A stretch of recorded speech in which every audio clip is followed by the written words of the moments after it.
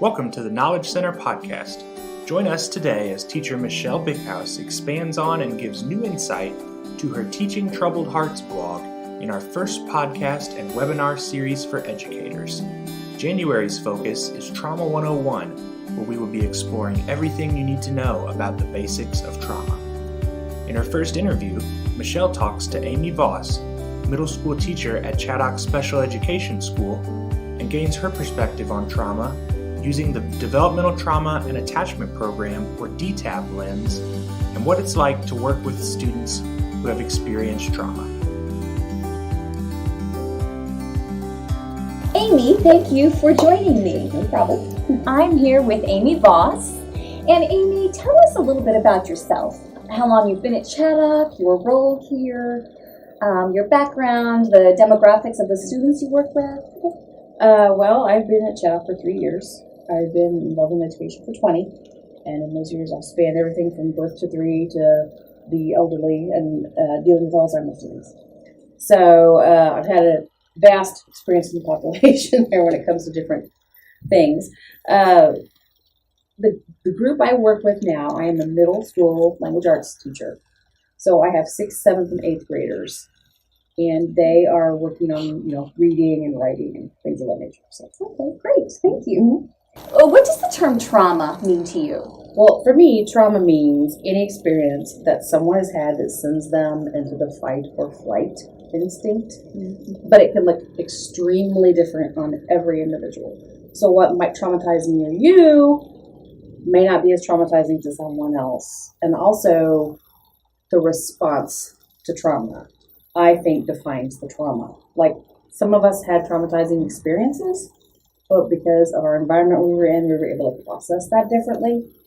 And that's what some of our kids didn't have when their trauma occurred. They didn't have that supportive environment where they could process the trauma, and they were in their level of trauma for an extended period of time, usually. I mean, we could experience a trauma that's over in a few seconds. We might be able to process that or think about it a few days and then move on. But anything that releases all that cortisone and the other chemicals into your body and it stays at that height, that height, you know what I mean, the level, right. Extended periods of time, that's damaging to your body. Right, absolutely. And that's where most of our kids are. So what might traumatize one student may not be traumatic to another student, but it's how long they're in that level of heightened anxiety with all those chemicals flowing. Yeah, exactly. Mm-hmm. Okay. I guess I'd like to add too that I think you hit on that. What might seem traumatizing to someone else might not seem traumatizing to me. Exactly. And so it does have to do with perceptions, yet it is real. It is. Though we perceive things differently. Absolutely. The experience is real. Yep. What symptoms do you think are characteristic of people who have experienced trauma, and specifically students who have experienced trauma? It varies a lot from student to student. A lot of things that I see in my room are kids who are constantly on the move a lot. They may have their back to the wall because they're assessing the situation all the time of where they are. They might climb to whatever they can climb on, like the book, the cabinetry we have in our rooms. They might climb to the top of that so they can have a better vantage point. I have kids who don't want to be touched. They can't handle that. I have kids that can't be within a certain amount of space. They need their personal boundaries. But then on the flip side, I have kids who want to be right next to me, or they want that back rub during reading, or they just want to come and say, "Can I give you a hug?" Or it's so different. It's so diverse from student to student to student. And you know what? I have kids that you would look at them and think, what is their trauma? It's there, or they wouldn't be here, but it's not visible. And if I think back now on my time in public school as a teacher, I had children who were traumatized as students in my classroom being in there, and they wouldn't utter a peep because of the environment we were in. But looking back now, I kind of see oh, those children were experiencing trauma. But I was so busy in that room with 20 other kids that I couldn't see the trauma at that particular time. Absolutely. They weren't manifesting symptoms. Right. Trauma. And at that point, we didn't know what to look for. We didn't. Yeah, We because hadn't had the trauma training. No. Right. And here, since we're such a special environment, like I know everything I'm seeing in my classroom is a response to trauma, because that's why these kids are here. Right. So you just have to be ready for anything on any particular day. I do the same thing. I taught first grade for 6 years, starting in '89. And I look back at those students and I think about them and I think, oh, that's probably what was at the root of those behaviors. We couldn't figure out why they couldn't follow the structure, because they needed the nurture, because they were dealing with trauma from where they were coming from. And public school is all about structure. Structure to get through the day. And it's too much for them because that's not their first priority. Their first priority is just to feel safe. Exactly. When we talk about looking at symptoms and behaviors through the DTAP lens, the developmental trauma and attachment lens, what does this mean to you?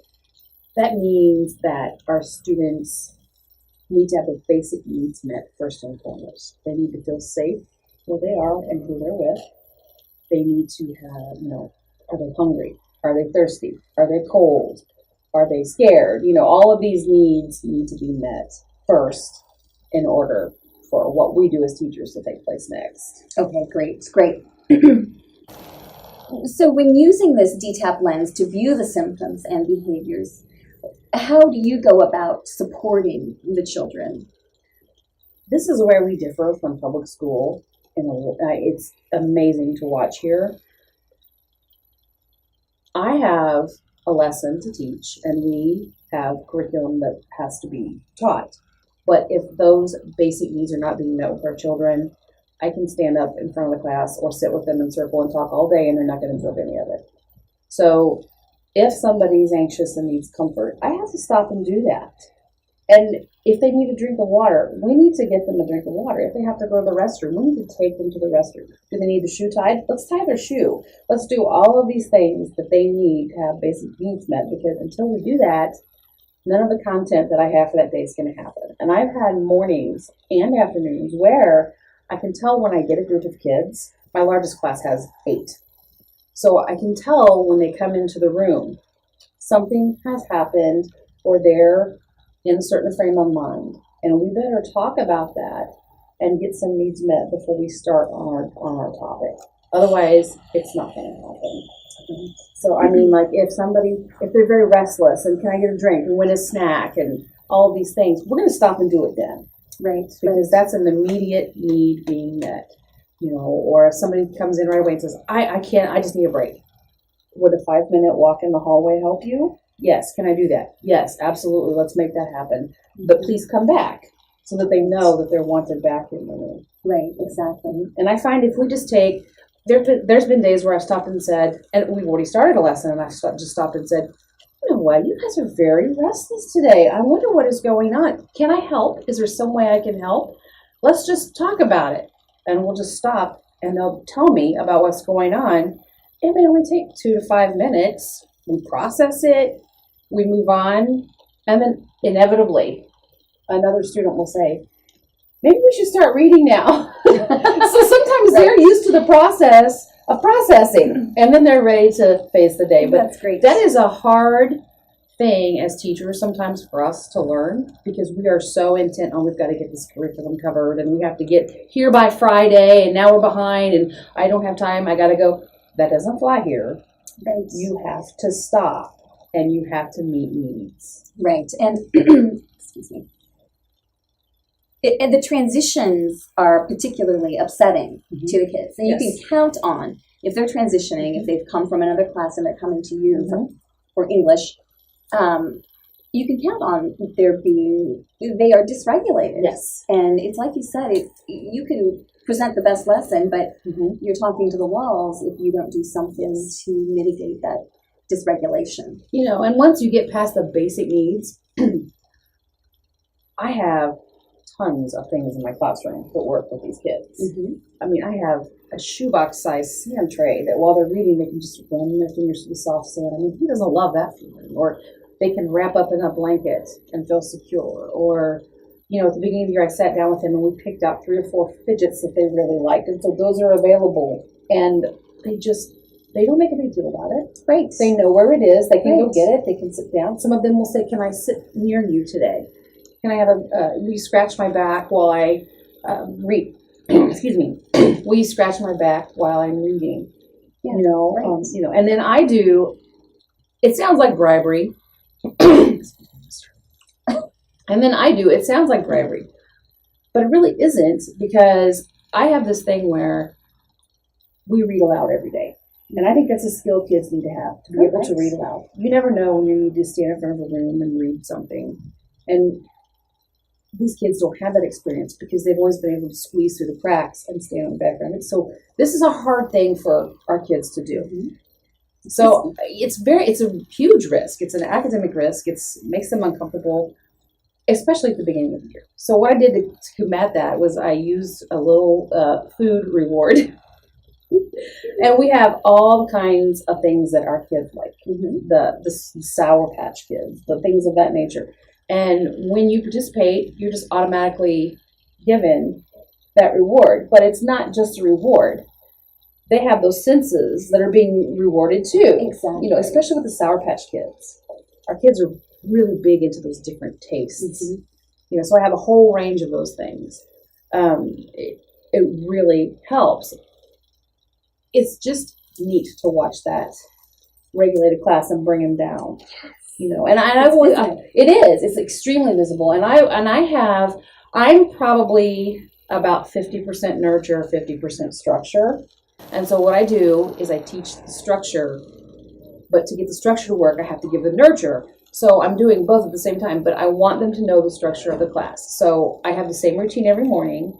I greet the kids at the door by their name. We hug into the classroom and give them a little hug as they walk away, if they want it. They come in, they pick up their warm-up, which is always in the same place. Their pencil out of the pencil cup, which is always in the same place. They go to their seat. Some of them like to sit on the floor. Some of them like to sit on the carpet. Some of them like to sit at the desk. It just depends. And we do a class warm-up together. And that's a paragraph edit. Now, that's a skill you wouldn't think that kids who are dealing with all of this trauma outside of the classroom would pick up on. But it's routine to them now. They come in and they're practicing the skills, but it's just part of the routine. And my goal is, if I'm absent, would they be able to carry on the routine? Would they know? And they do know, because I have been absent. And they'll ask, "Where's the warm-up today?" If I'm not here, they'll ask where it is. So they know enough to come in and get into the routine. But again, the routine may be late to get started on a day when we come in and we're very, up in the rafters and we need to come back down a little bit. So it's still possible to do that.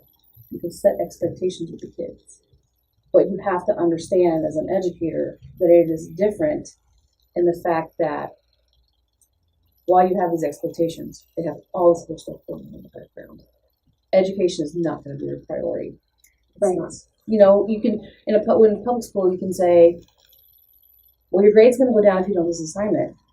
And they'll be like, oh, and they might be motivated. Here, if we try that, they're like, I don't care. And they really don't care. It's not a personal thing. It's not that they don't care about you or they don't care about your class.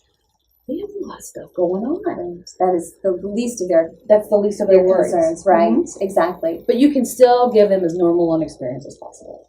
Sure.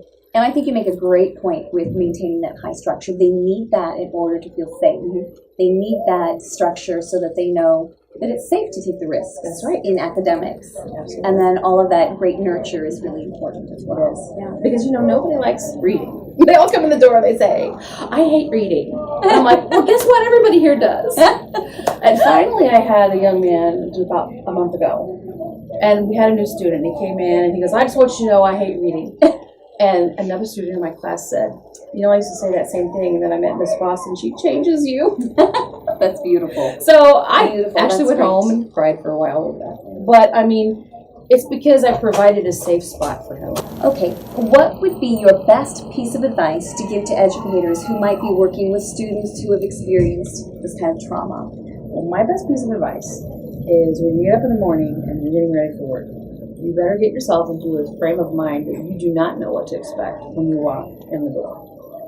You know what you want your routine to look like for that day, but you have a child in the mix dealing with their own issues, and you better be prepared to meet them where they are when they come into your classroom. And even before, if you see them in the hallway before class, use that moment to kind of gauge where they are.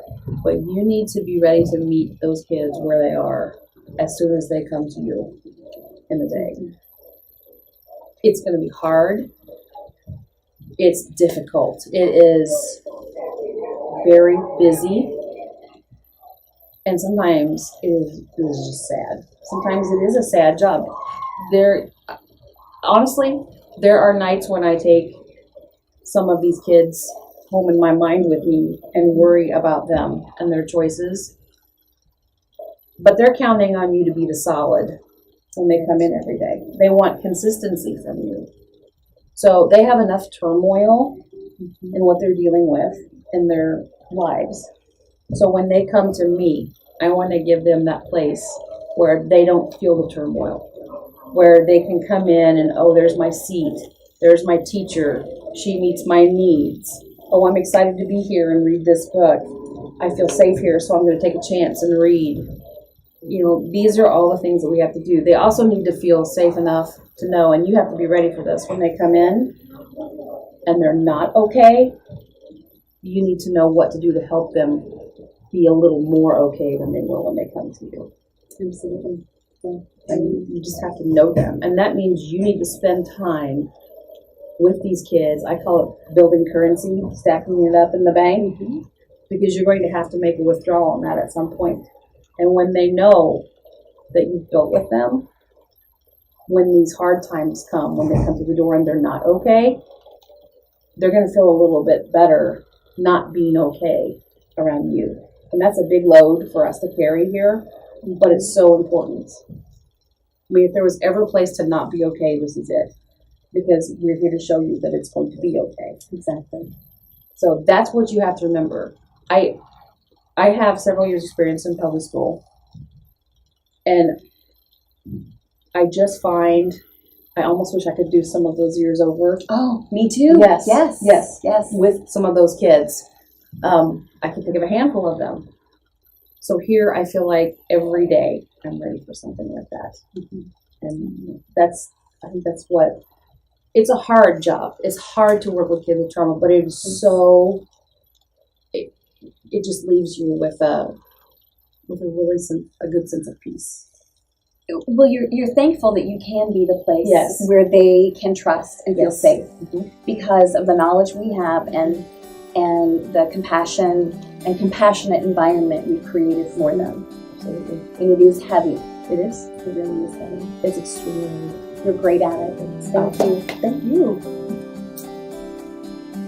Thank you for joining us for this edition of the Knowledge Center podcast. Be sure to subscribe and follow the Knowledge Center at Chaddock on Facebook for future episodes and more in-depth content from the Knowledge Center. For further resources and training opportunities, log on to the Knowledge Center at Chaddock.com and be sure to sign up for our Trauma 101 live webinar on January 30th. We hope you'll join us next time on the Knowledge Center podcast.